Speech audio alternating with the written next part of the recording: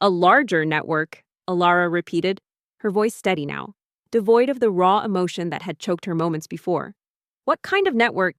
She had sold everything of value, piece by agonizing piece, her grandmother's antique locket, her father's cherished watch, even her own textbooks. There was nothing left. The meager earnings from her part-time cleaning job barely covered food, let alone the astronomical medical expenses.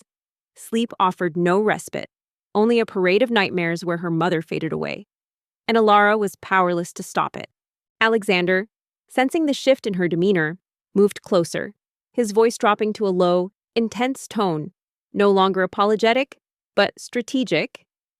They call themselves the Syndicate, a shadowy group of high-profile individuals, corrupt bankers, unscrupulous lawyers, even a few politicians, who use shell corporations and complex financial schemes to seize assets from struggling businesses. They target companies with valuable intellectual property or prime real estate, then force them into bankruptcy, acquiring their assets for pennies on the dollar. One particularly brutal morning, after another sleepless night spent poring over bills she couldn't pay, a chilling clarity settled over her. There was one path, one unthinkable, desperate measure that might just offer a solution. It was a path born not of love or desire, but of a profound, agonizing selflessness. Her heart pounded against her ribs, a frantic drumbeat of dread and resolve. She had to do it. For her mother. For the remnants of her family. He gestured towards the ledger. Your father's company, Vance Construction, was a prime target. Marcus, your cousin, was their inside man. He fed them information, manipulated your father's accounts, and orchestrated the fraudulent loans that crippled the business. He was promised a cut, a significant share once the assets were liquidated. With a deep, shuddering breath, Alara pushed herself up from the threadbare armchair. Her eyes, usually bright with a quiet determination, were now shadowed with a raw, desperate resolve. She straightened her simple, worn dress, a futile attempt to gather dignity around her shattered spirit. The decision, once a terrifying whisper, was now a deafening roar in her mind. She would sacrifice everything, even her own future, if it meant saving her mother. And she knew exactly where she had to go, and to whom she had to speak. The city's bustling market district, usually a vibrant tapestry of sights and sounds, felt muted and distant to Alara. Her gaze, however, was fixed on a solitary figure huddled in the shadowed alcove of an old building. He was a beggar, like so many others who dotted the urban landscape. Yet something about him was different. His clothes were tattered, his hair matted, and his face smudged with grime. But his eyes held an intensity, a depth that belied his outward appearance. They seemed to observe, rather than merely see, the chaotic world around him. Alara's hands clenched into fists. The betrayal, already a gaping wound, now felt even deeper. Marcus, her own blood, had sold them out for profit. And you've been investigating them, she asked, a flicker of suspicion still lingering. He wasn't actively begging, just sitting, a quiet sentinel amidst the clamor. People hurried past, averting their gazes, their footsteps echoing the city's indifference. But Alara couldn't look away. There was a stillness about him, an almost regal bearing despite his destitution. That drew her in. It was a desperate, irrational thought, but in her mind, he represented the last, most unlikely, and perhaps only chance. For years, Alexander confirmed, my father, before his death, had started to uncover their activities. He was close to exposing them when he mysteriously died. I always suspected foul play, but I couldn't prove it. When I took over Thorn Industries, I inherited his suspicions and his early, fragmented research. I've been building a case against them, but they're incredibly elusive, leaving no paper trail, operating through layers of intermediaries. Her heart hammered against her ribs, a frantic bird trapped in a cage. Every instinct screamed at her to turn back, to find another way. But there was no other way. The image of her mother's fading smile, the cold dread of eviction, fueled her forward. She took a shaky breath, the scent of street food and exhaust fumes filling her lungs, and began to walk towards him. Each step was a monumental effort, a battle against her own pride and the crushing weight of her despair. He paused, his gaze fixed on her. My beggar persona was a desperate measure to get closer to their street-level operations, to find the weak links, I needed to understand how they identified targets, how they executed their schemes, and who their local enforcers were. Marcus, it turns out, was a key piece of the puzzle, a direct link to the higher echelons of the syndicate.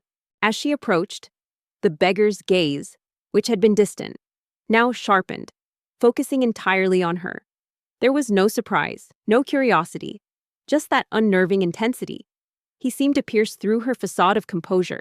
Seeing the raw desperation beneath, Alara felt a blush creep up her neck, a mix of shame and a strange, unbidden sense of vulnerability. Alara's mind raced, connecting the dots. The sudden, inexplicable collapse of her father's business, the relentless pressure from the banks, the way Marcus had always seemed to be in the right place at the wrong time, offering solutions that only deepened their debt. It all made a terrifying, sickening sense. She stopped a few feet from him, her voice catching in her throat. "Excuse me," she managed, her voice barely a whisper. He simply watched her, his expression unreadable.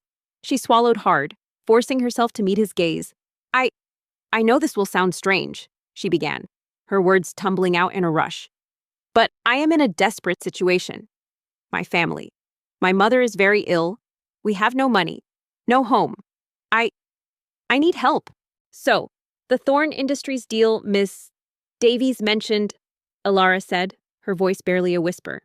"Was that part of their scheme?" He remained silent, his eyes unwavering. Alara felt a wave of hopelessness wash over her. Of course, what could a beggar do? She was being foolish. But then, a flicker of something, understanding pity, crossed his face, fleeting but present. It gave her a sliver of courage. Alexander nodded grimly. "Yes, the syndicate was trying to acquire a crucial piece of land your father owned. Land vital for our new urban development project. They planned to bankrupt him, then buy it cheap through Marcus. My father was trying to secure that land legitimately, but he was also secretly investigating the syndicate's methods. When he died, the project stalled, and the syndicate saw their chance to move in. I have nothing to offer," she continued, her voice gaining a fragile strength. "No wealth, no connections. But I'm willing to do anything. Anything to save my mother." She took another deep breath, the audacious proposal forming on her lips, a last desperate gamble. I will marry you. A cold, hard resolve settled over Alara. This wasn't just about her family's personal tragedy. It was about a vast network of corruption that preyed on innocent people. Her father had been a victim, and now she had a chance to fight back. Not just for him, but for others. The words hung in the air, stark and unbelievable. The beggar's eyes widened almost imperceptibly, a flicker of surprise finally breaking through his composed facade. He tilted his head slightly, a silent question in his gaze. Alara braced herself for rejection, for ridicule, for anything but the profound silence that followed. She had laid bare her soul, her last shred of dignity, before a complete stranger, a man who had nothing, just like her. And yet, in his eyes, she saw not judgment, but a peculiar, unsettling interest. The man Alara knew only as Liam, the beggar in the shadowed alcove, was in truth Alexander Thorn, the enigmatic and notoriously private CEO of Thorn Industries. His empire spanned continents, his name synonymous with power, innovation, and an almost chilling ruthlessness in the boardroom. Yet, here he sat, on a grimy street corner, observing the raw desperation of a young woman who had just offered him her hand in marriage. "What do you need from me?" she asked, her eyes meeting his, devoid of fear, filled only with a burning desire for justice. Alexander's life had been a gilded cage, filled with the clinking of champagne glasses and the whispers of sycophants. He had inherited his father's vast fortune and expanded it exponentially, but the journey had stripped him of illusions. He had witnessed firsthand the corrosive effects of greed, the betrayal of trusted allies, and the calculated cruelty of those who sought only personal gain. His last significant relationship had ended in a spectacular, public betrayal, leaving him with a deep-seated cynicism about human nature, especially those who sought proximity to wealth. A faint, almost imperceptible nod of approval passed over Alexander's face. "Your father's ledger is invaluable.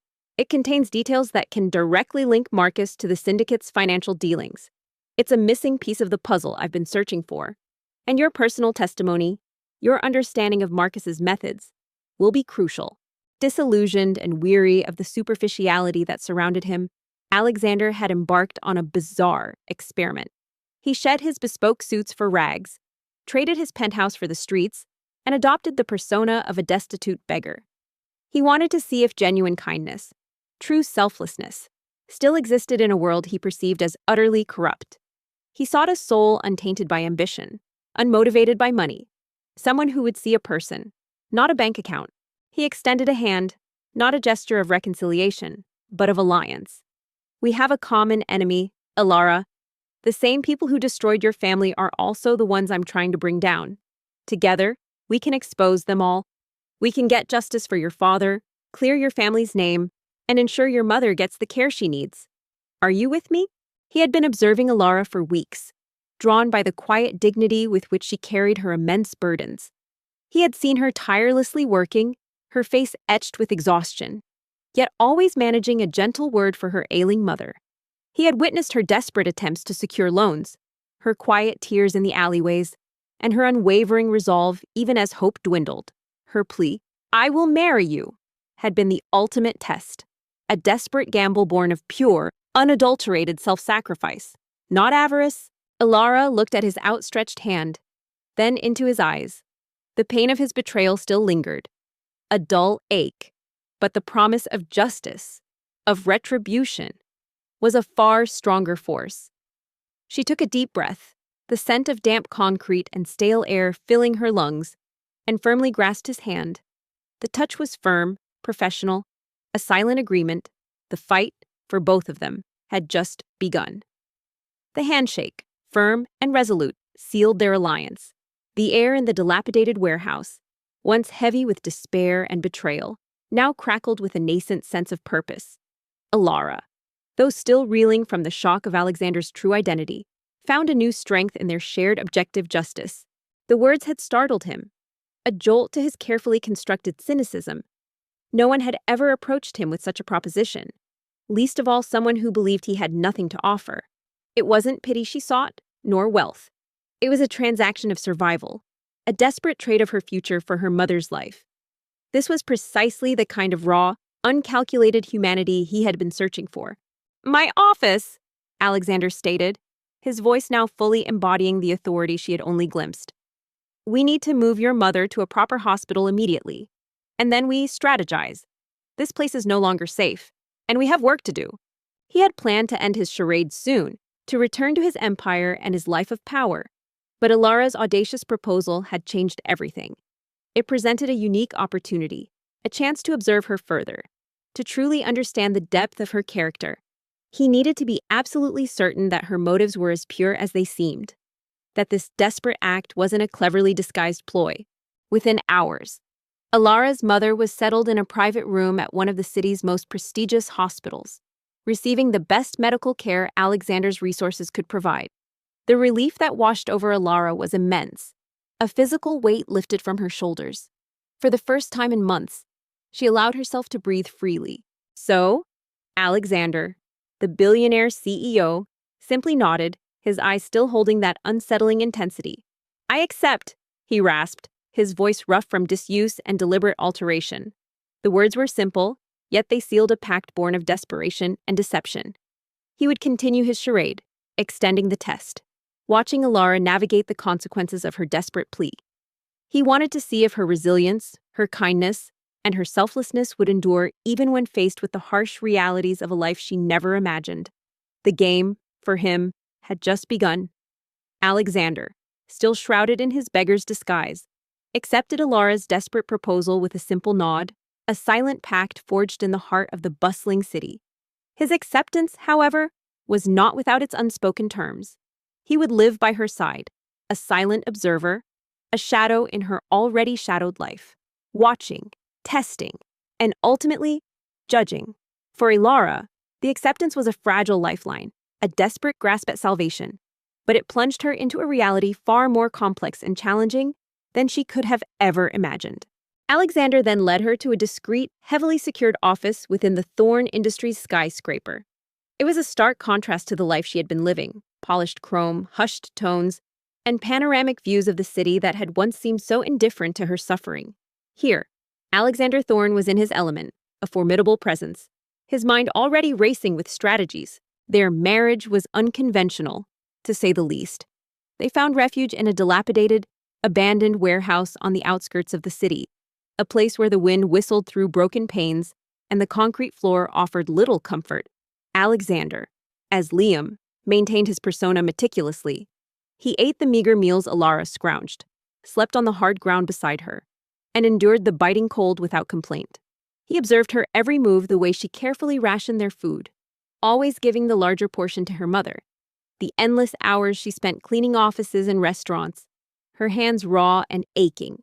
The quiet strength with which she faced the scornful glances and whispered judgments of strangers.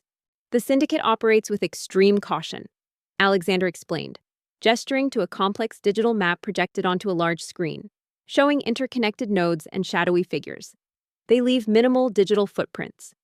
Our best bet is to leverage your father's ledger, combine it with the intel I've gathered from the streets, and then use Thorne Industries' resources to create undeniable proof. Alara, meanwhile, found herself navigating a bewildering new existence. The shame of her situation was a constant companion, but it was overshadowed by the fierce determination to provide for her mother. She tried to make sense of Liam, her enigmatic husband. He was quiet, almost unnervingly so, his eyes constantly on her, studying her with an intensity that both unnerved and intrigued her. He offered no grand gestures, no false promises of wealth, only a silent, unwavering presence. Sometimes, she caught him watching her with an expression she couldn't decipher, a flicker of something akin to admiration, quickly masked by his usual stoicism. Alara's father's ledger became the cornerstone of their plan.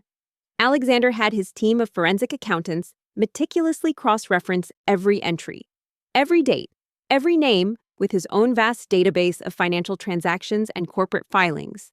Alara, with her intimate knowledge of her father's business and Marcus's deceptive tactics, provided crucial context. She recalled specific meetings, suspicious documents, and seemingly innocent conversations that, in retrospect, were key pieces of Marcus's manipulation. The city, once a place of distant indifference, now felt like a hostile entity. People pointed, whispered, and sometimes even laughed. "Look at her," she overheard one day. "Marrying a beggar just to survive. How pathetic." The words stung, but Alara forced herself to ignore them. Her mother's fading health was her only focus. She learned to be resourceful, to find odd jobs, to haggle for scraps, to endure the hunger pangs and the gnawing fear. Marcus always insisted on cash payments for certain consulting fees. Alara recounted one evening, pointing to an entry in the ledger. "He said it was to avoid taxes, but now I see it was to avoid a paper trail."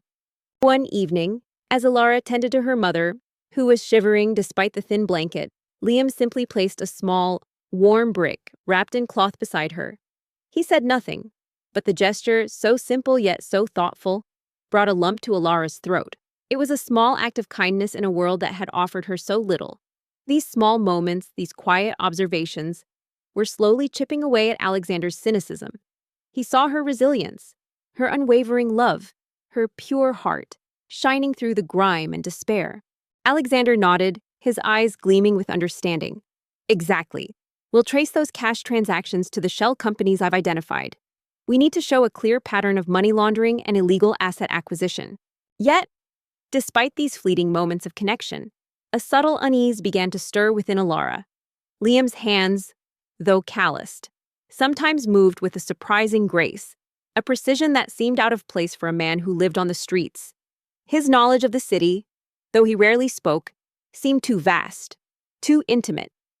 And sometimes, when he thought she wasn't looking, a flicker of something in his eyes, a flash of intelligence, a hint of something more profound, would make her pause.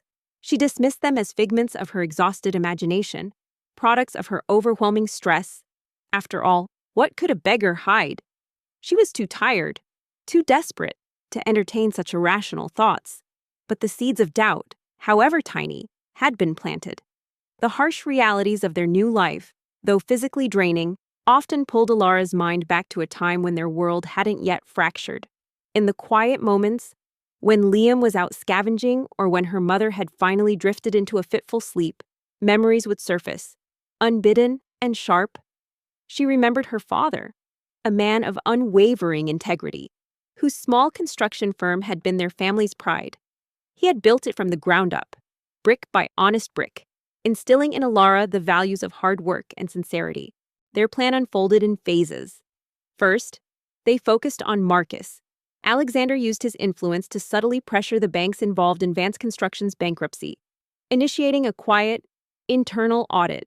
Simultaneously, his private investigators began to gather irrefutable evidence of Marcus's lavish lifestyle, far beyond what his declared income could support, hinting at his illicit gains. Their downfall began subtly, with a series of seemingly legitimate business deals that, in hindsight, were meticulously crafted traps. The architect of their ruin was her father's own cousin, a man named Marcus, whom they had trusted implicitly. Marcus, a seemingly charming and ambitious individual, had presented investment opportunities that promised significant returns, luring her father into increasingly complex financial agreements. He had forged documents, manipulated contracts, and siphoned off funds, leaving her father's business a hollow shell, burdened by debts that were not truly his. The revelation had crushed her father, leading to his sudden, fatal heart attack, and leaving Alara and her mother to face the devastating aftermath. Alara's role was vital. She helped Alexander identify key individuals within Marcus's circle who might have unknowingly participated in or witnessed his illicit activities. She even agreed to a carefully orchestrated chance encounter with Marcus, under Alexander's watchful eye, to subtly extract more information, playing on Marcus's ego and his false sense of security. These painful recollections now mingled with the perplexing presence of Liam. As days turned into weeks in the abandoned warehouse, Alara found herself observing him with a new, almost unconscious scrutiny. The initial desperation that had clouded her judgment was slowly giving way to a more acute awareness. The tension mounted with each passing day. Alara, now dressed in comfortable, elegant clothes provided by Alexander, felt a strange duality. She was still the same Alara, but she was also a warrior, fighting for her family's honor. She saw Alexander not just as her deceptive husband, but as a brilliant, relentless ally. He was demanding, uncompromising, but also surprisingly protective, ensuring her safety and comfort at every turn. One afternoon, a stray dog, gaunt and limping, wandered into their makeshift shelter. Alara, despite their own scarcity, shared a piece of her meager bread with it. Liam, who had been silently observing, reached out a hand to stroke the dog's head. His touch was surprisingly gentle, almost practiced, and the dog, usually wary, leaned into his touch with an ease that surprised Alara. It was a small detail, but it nagged at her. A man who had lived on the streets for so long, constantly fighting for survival, usually developed a hardened demeanor, a roughness that wasn't present in that tender gesture. One evening, Alexander showed her a series of encrypted communications he had intercepted, revealing Marcus's direct communication with a high-ranking syndicate member.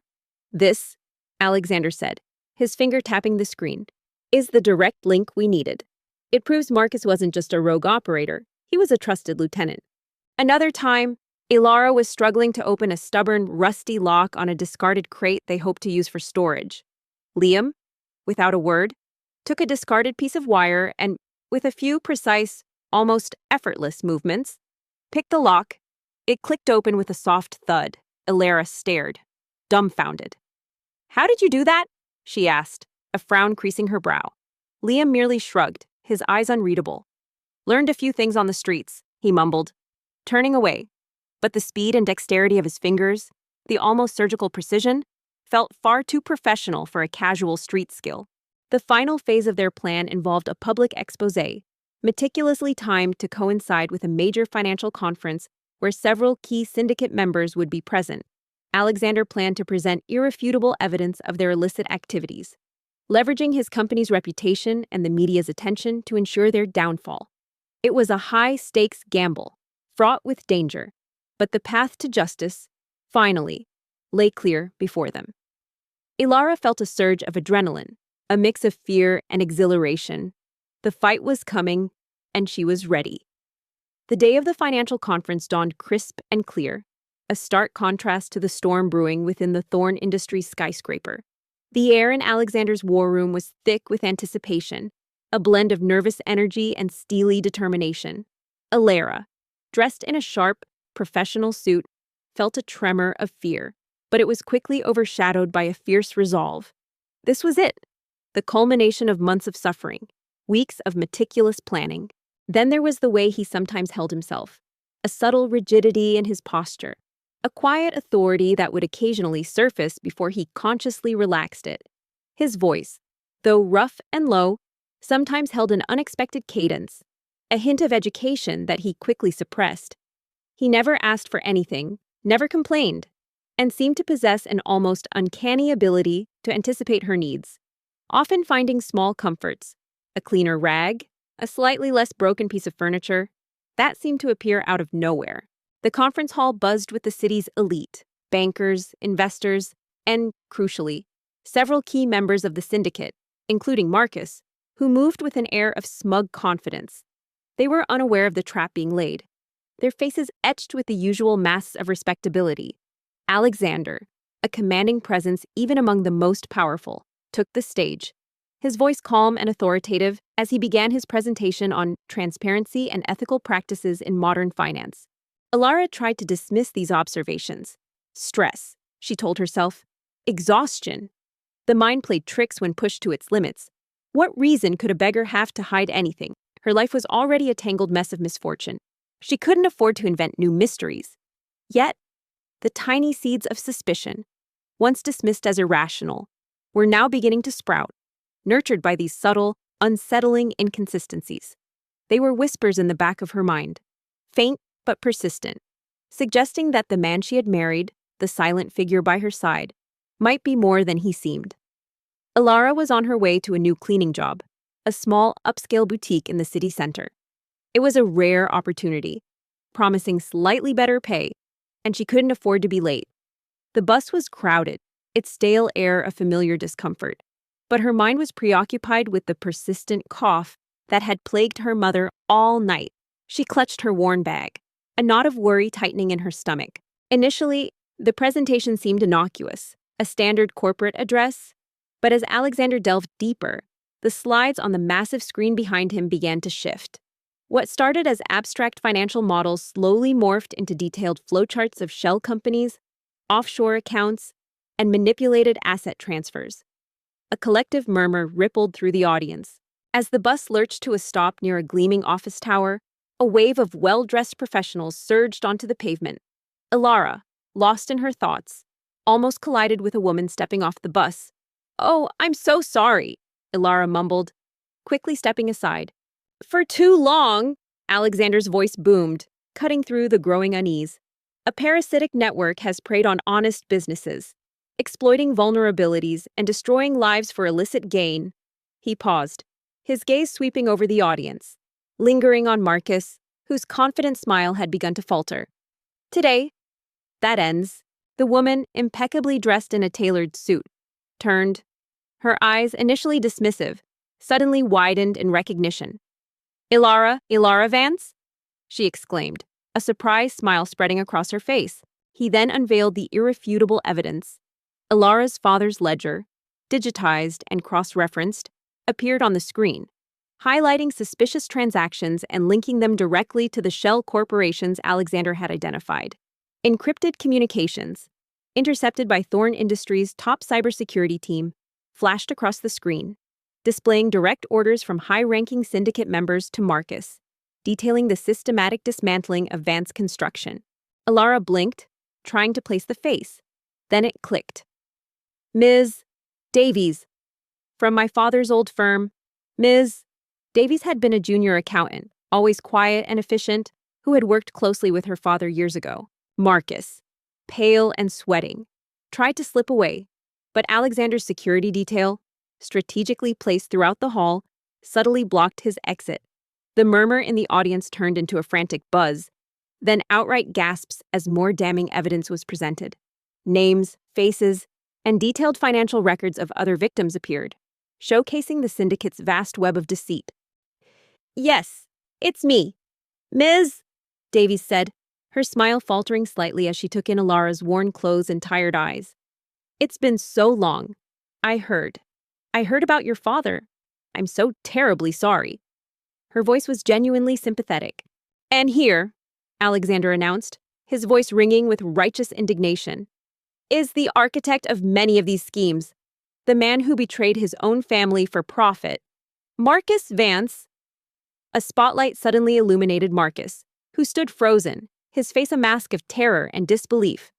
"Thank you," Alara replied, a pang of old grief twisting in her chest. "It's been difficult." A few syndicate members, realizing they were exposed, made desperate attempts to flee, but the hall was subtly locked down, security personnel moving swiftly and discreetly.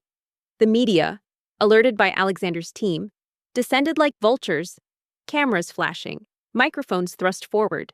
"I can only imagine," Ms. Davies said, her gaze sweeping over Alara again, a hint of pity in her eyes. "You know, your father was a truly honorable man. It was such a tragedy what happened with that Marcus. A real snake." She shook her head. "It's a shame. He was just starting to get some big projects lined up, too. I remember one specifically, a huge deal with Thorn Industries. They were looking at a major partnership, something about a new urban development project.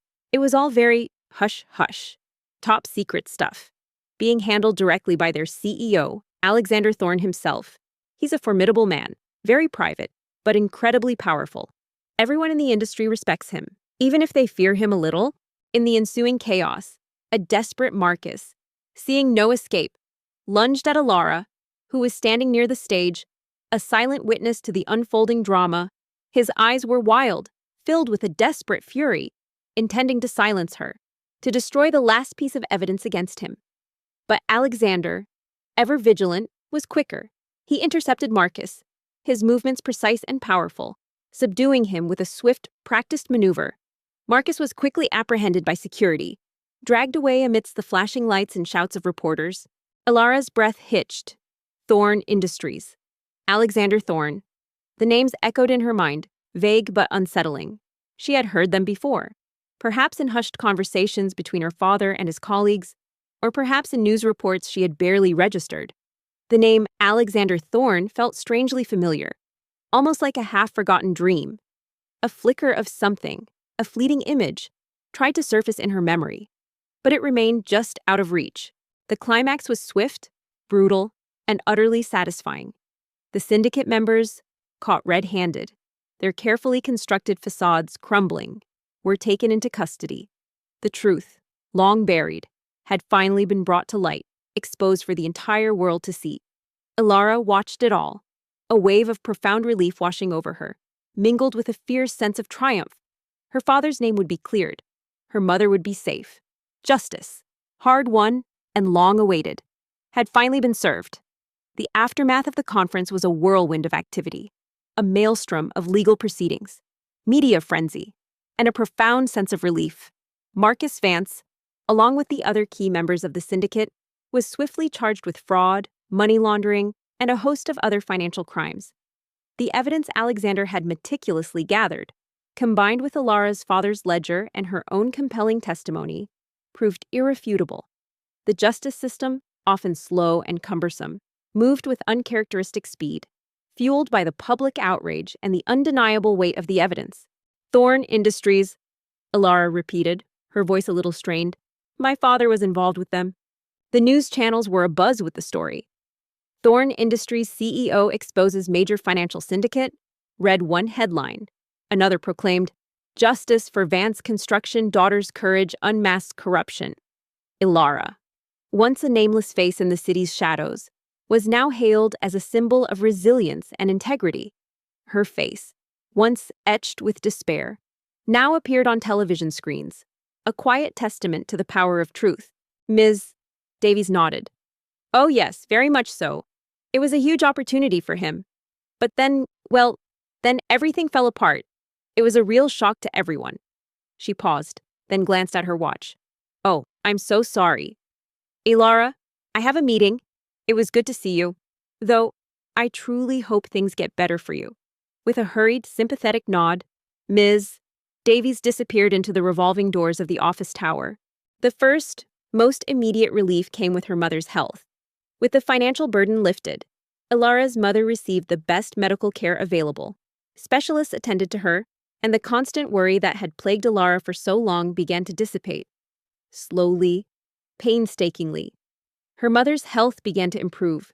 The color returned to her cheeks, and the cough that had haunted their lives began to subside. Ilara spent countless hours by her bedside, holding her hand, sharing the good news, and finally, allowing herself to hope. Ilara stood there, rooted to the spot, the bus pulling away, leaving her alone on the busy sidewalk. The conversation had lasted mere minutes, but it had left her with a profound sense of unease. Thorn Industries. Alexander Thorn. The names resonated with an odd, almost physical hum in her ears. Why did they feel so significant? Why did they spark such a strange, unsettling feeling? A vague sense of familiarity that she couldn't place. Alexander, true to his word, ensured that Vance Construction's name was fully cleared. Through his legal team, he worked to annul the fraudulent debts, restoring the company's reputation. While the business itself couldn't be resurrected, the stain on her father's legacy was meticulously wiped clean. The land that the syndicate had coveted, the very land that had been the catalyst for their scheme, was now rightfully returned to Ilara's family. A symbolic victory that meant more than any monetary compensation. She tried to shake it off. Her mind was exhausted, her focus solely on survival. It was probably just a coincidence, a fleeting memory from a time when her life was normal. But as she walked towards the boutique, the image of Liam, the quiet beggar with the unnervingly intense eyes and the surprisingly gentle hands, superimposed itself over the fleeting, half-remembered image of a powerful, elusive CEO.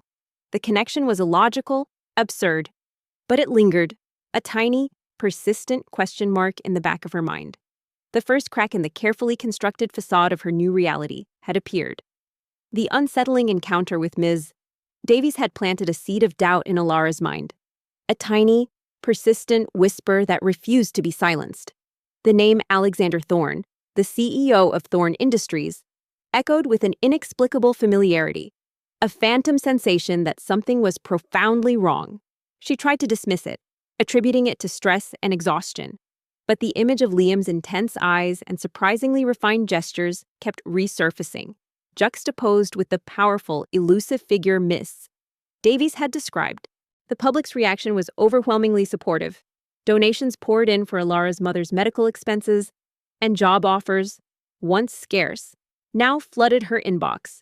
People who had once looked at her with pity or scorn now approached her with admiration and respect.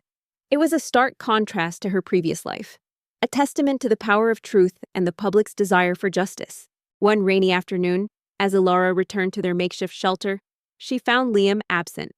Her mother was asleep, her breathing shallow but steady. A sudden, inexplicable urge to search the small space overcame her. It felt wrong, a betrayal of the fragile trust they had built. But the gnawing suspicion was too strong to ignore. She began to meticulously, almost frantically, search the few belongings Liam kept. There was little to find: a worn blanket, a few pieces of scavenged food, a rusty tin box. In the quiet moments, away from the media glare, Ilara and Alexander began to navigate the delicate dance of their new reality.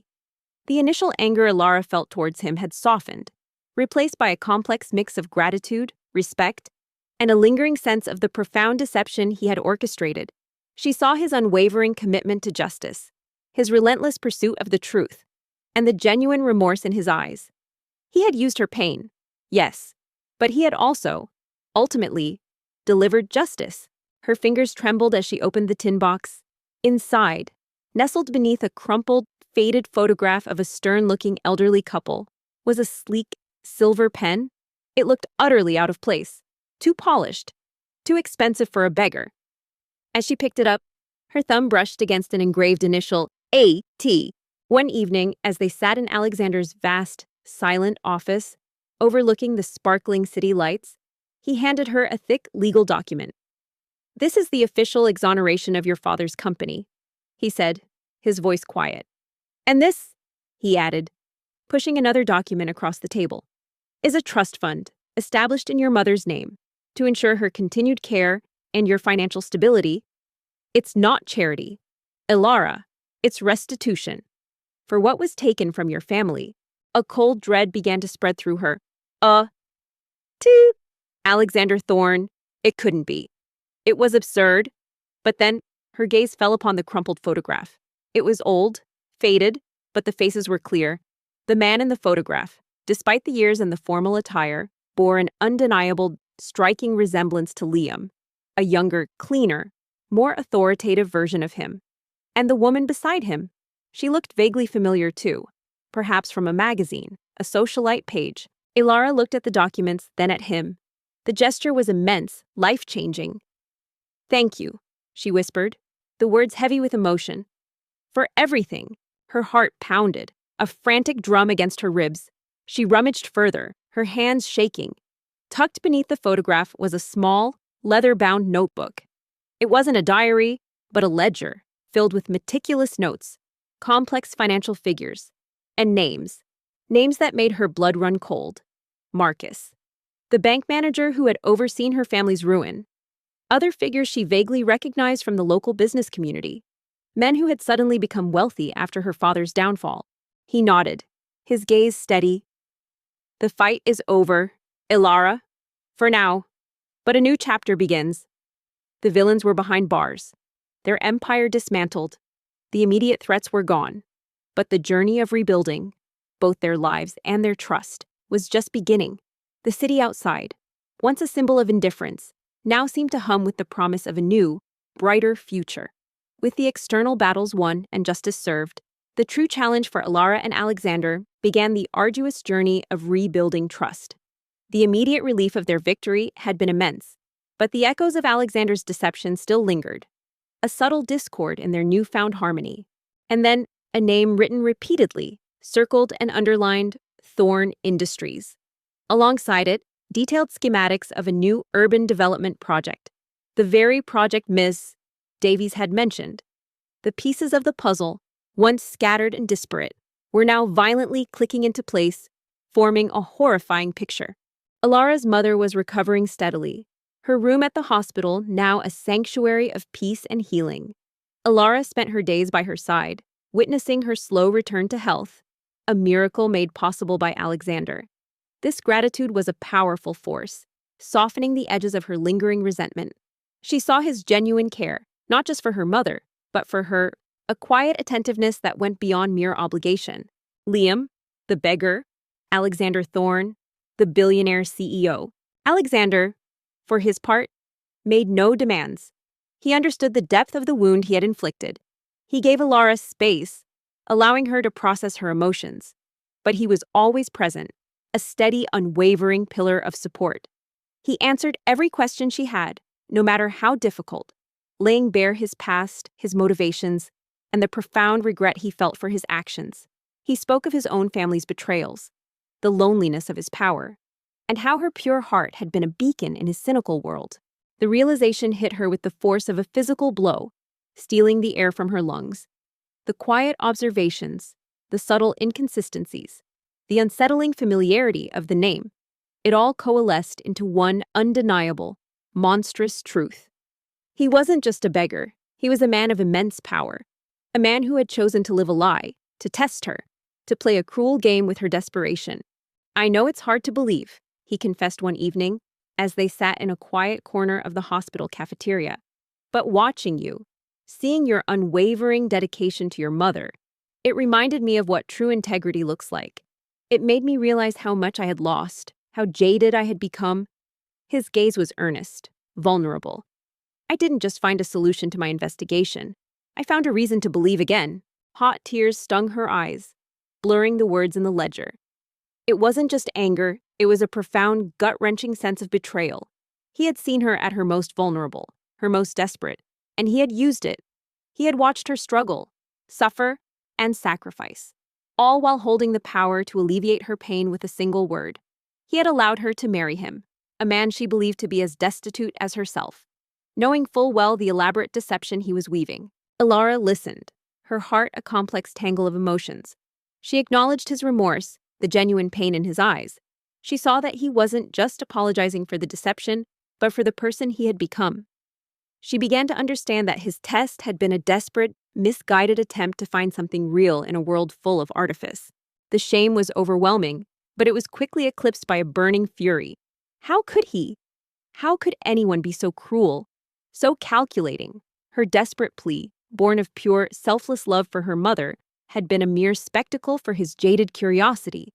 The warmth from the brick he had given her, the gentle stroke of his hand on the dog, they now felt like calculated manipulations, part of his elaborate charade. Their conversations became longer, deeper, moving beyond the logistics of justice to the complexities of their shared experience. They talked about her father, his values, and the lessons she had learned from his downfall. Alexander shared stories of his own father, a man he admired deeply, and the pressures of inheriting a vast empire. They discovered shared values, a mutual respect for honesty and hard work, and a surprising connection forged in the crucible of adversity. When Liam finally returned, the rain plastering his tattered clothes to his frame, Alara was waiting. The tin box lay open on the floor, its contents scattered. Her face was pale, her eyes blazing with a mixture of hurt and incandescent rage. He stopped dead in the doorway, his gaze falling upon the open ledger, then on her face. The mask of the beggar, so carefully maintained, finally cracked. For a fleeting moment, Alexander Thorne stood before her, stripped bare of his disguise, his eyes reflecting a flicker of guilt and a dawning realization of the magnitude of his exposure. The silence in the warehouse was deafening, broken only by the ragged sound of Alara's breathing. The silence in the dilapidated warehouse was thick, suffocating, broken only by the ragged sound of Alara's breathing. Her eyes, usually a soft brown, blazed with a fury that seemed to ignite the damp air. Alexander, no longer Liam, stood frozen in the doorway, the rain dripping from his tattered clothes, his gaze locked on the scattered contents of the tin box. The mask of the beggar had finally fallen, revealing the sharp, intelligent features of the man she had only heard whispered about in boardrooms and financial columns. One afternoon, Alexander brought her a small, intricately carved wooden bird. "It's a symbol of hope," he said, handing it to her, "and a reminder that even from the most difficult beginnings, something beautiful can emerge." Alara held the bird, its smooth surface warm against her palm. It was a simple gesture, but it spoke volumes. A silent plea for understanding and a promise of genuine intention. "How could you—" Alara's voice was a raw, guttural whisper, laced with a pain so profound it twisted her features. "How could you do this play with me, with my family's suffering, like some kind of twisted game?" She gestured wildly at the ledger, its pages filled with the cold, hard facts of her ruin.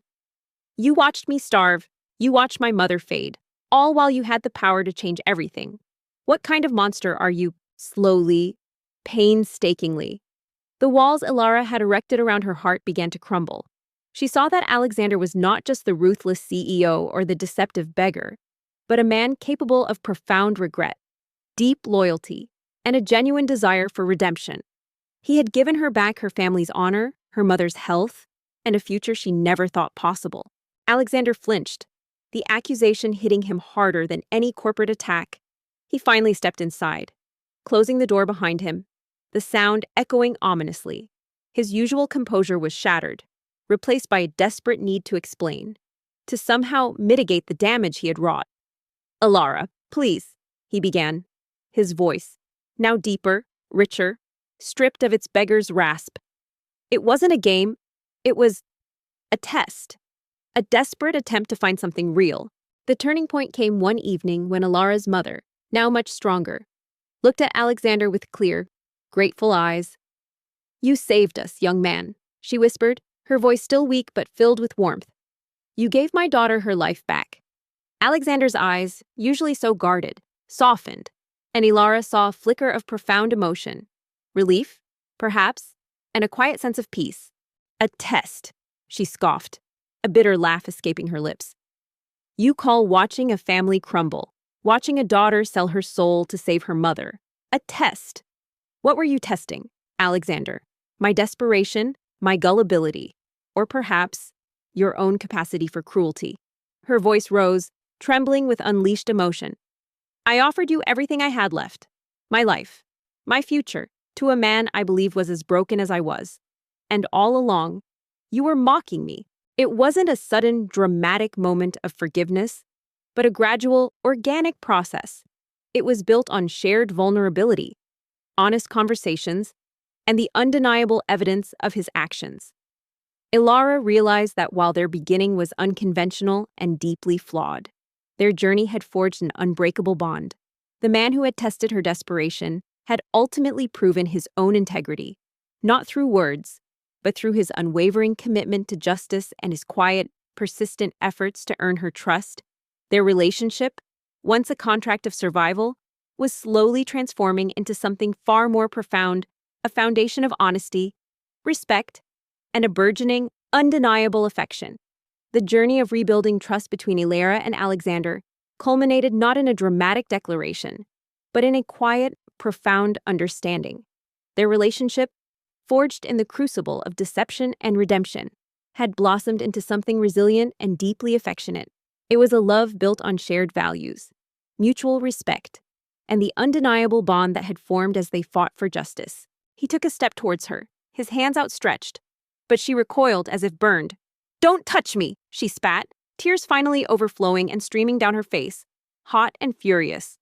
"Don't you dare! You lied to me. You betrayed me. Every kind word, every small gesture, every moment of shared hardship. It was all a lie."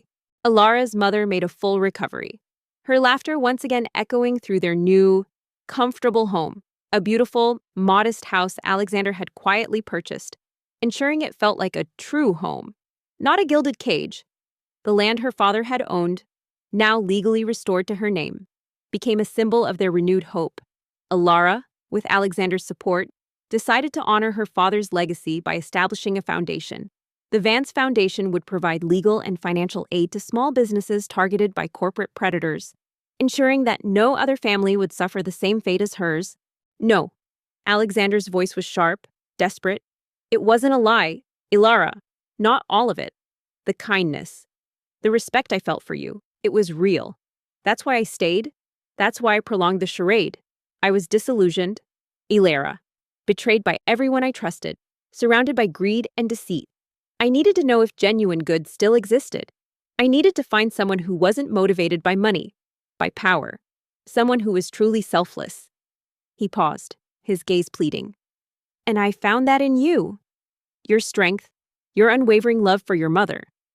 It was unlike anything I had ever witnessed." Alexander, no longer driven by cynicism, found a new purpose in his vast empire. He restructured Thorn Industries, implementing stricter ethical guidelines and dedicating a significant portion of its resources to philanthropic endeavors, particularly in supporting vulnerable communities and fighting corporate corruption. He became a vocal advocate for transparency, using his influence to champion integrity in the business world. He often said that Ilara had shown him the true meaning of wealth, not in accumulation, but in impact. His words, instead of soothing, only fueled her anger. "So, you decided to put me through hell to prove your cynical theories. You thought I was a lab rat in your grand experiment?" She picked up the silver pen, its A, t, glinting mockingly, and hurled it at him. It struck his chest with a dull thud and fell to the floor. "You had the power to help, Alexander. You could have stopped Marcus. You could have saved my father. You could have saved my mother's health. But you chose to watch. You chose to observe my pain instead of alleviating it." Their life together was a blend of quiet intimacy and powerful purpose. Ilara, with her innate kindness and sharp mind, became an invaluable partner in Alexander's philanthropic ventures, her empathy balancing his strategic brilliance. They traveled, not for lavish vacations, but to oversee projects, meet beneficiaries, and understand the real-world impact of their efforts. They learned to communicate openly, their past deception serving as a constant reminder of the importance of honesty. A shadow crossed Alexander's face, a flicker of deep regret. "I didn't know the full extent of Marcus's involvement until recently," he admitted, his voice low. "My investigation into him and his network was ongoing. I suspected corruption, but I didn't connect it directly to your family's downfall until I saw your father's name in his ledgers, during my deeper dives. By then, I was already living this life. And your proposal, it presented a unique opportunity to observe him from a different angle, to see his true character under duress. One sunny afternoon, as they walked through a park, hand in hand, a small stray kitten with matted fur approached them, mewing softly. Alara immediately knelt, her eyes filled with compassion. Alexander, once the solitary CEO, knelt beside her, gently stroking the kitten's head. It was a simple moment, but it encapsulated their transformation. Two individuals, once broken by different forms of betrayal, now united in kindness. Their hearts open to the world. They adopted the kitten, naming her Hope. Alara stared at him, her chest heaving. The sheer audacity of his explanation, the cold, calculating logic of it, was almost as infuriating as the deception itself.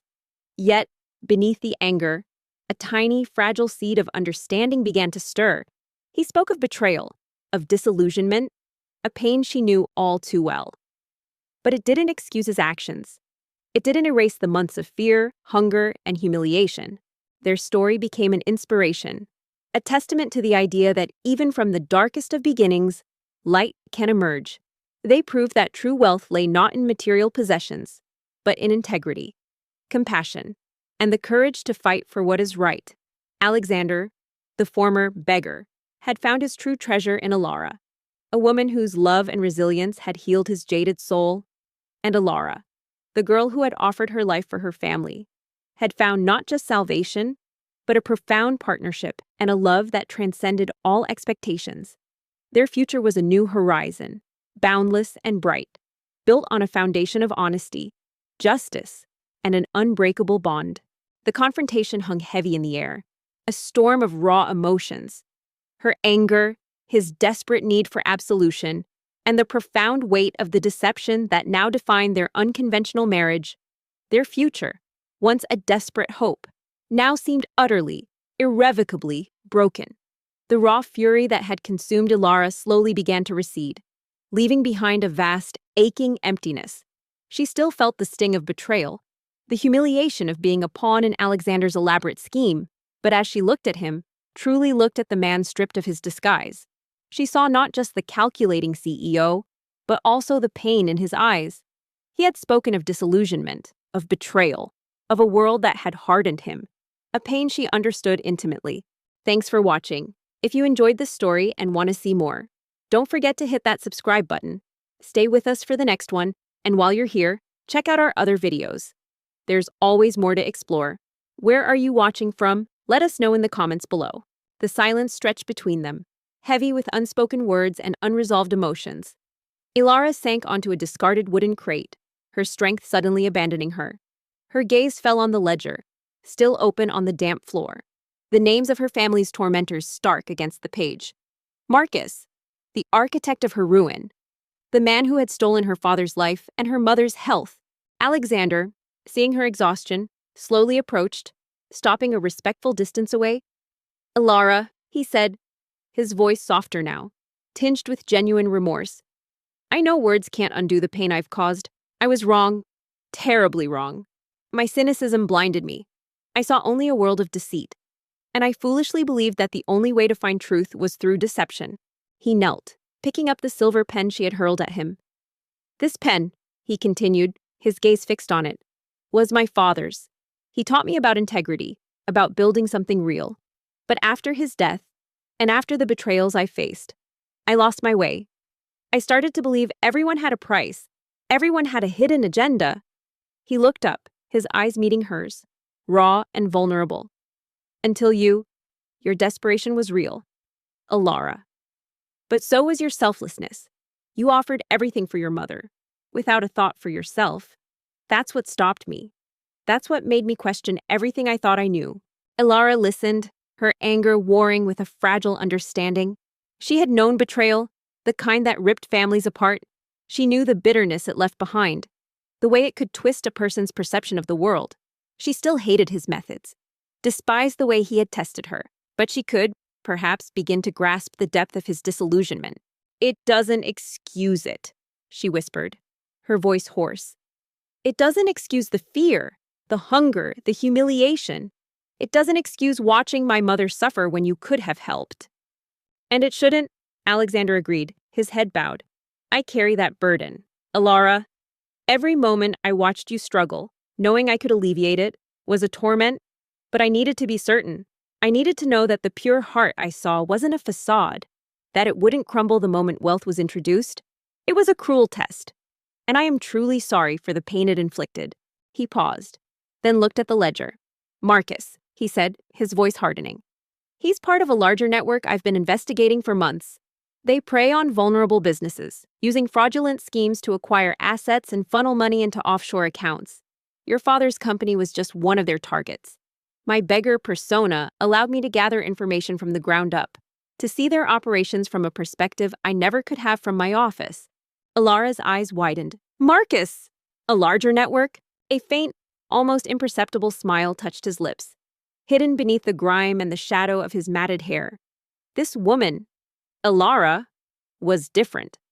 Her desperation was palpable, but so was her unwavering love for her family. He saw no cunning, no hidden agenda, only profound despair and selfless courage. It was a rare, precious thing in his world. Alexander nodded. Yes. And your father's ledger, the details you've unknowingly preserved, are crucial. They connect Marcus directly to some very powerful, very corrupt individuals. Individuals I've been trying to expose for years. He looked at her, a flicker of something new in his gaze. Not just remorse, but a shared purpose. We have a common enemy, Alara. The same people who destroyed your family are also the ones I'm trying to bring down.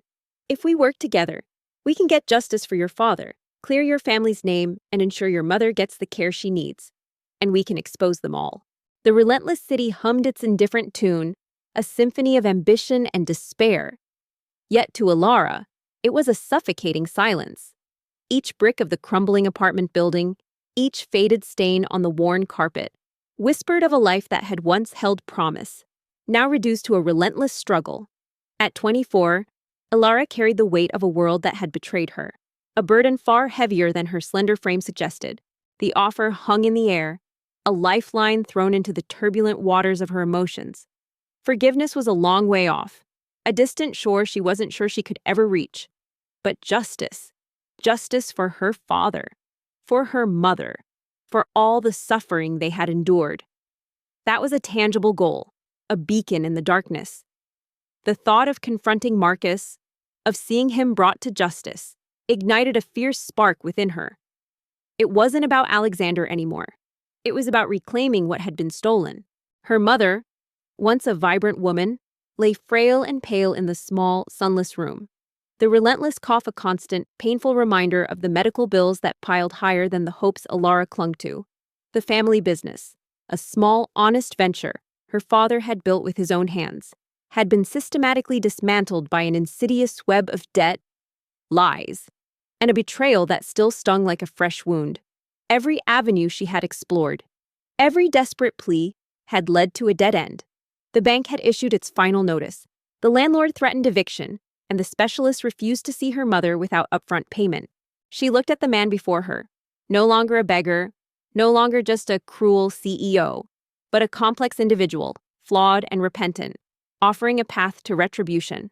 The anger still simmered, but beneath it, a fragile seed of understanding had taken root. Perhaps, just perhaps, from the ashes of this profound betrayal, something unexpected could rise. The offer of a shared purpose, of justice, resonated deeply within Alara. Her anger, though still a potent force, began to shift, transforming into a cold, focused resolve.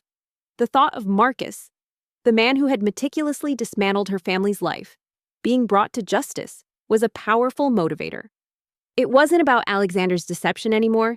It was about reclaiming her family's honor and securing her mother's future. Alara remembered the days when laughter echoed through their home, when her father's booming voice filled the air with stories, and her mother's gentle hum was a constant comfort. She remembered her own dreams of attending university, of making a difference, of a future bright with possibilities. Now, those dreams felt like cruel taunts, ghosts of a life that had been snatched away. The shame of their destitution gnawed at her, but it was the fear for her mother that truly consumed her.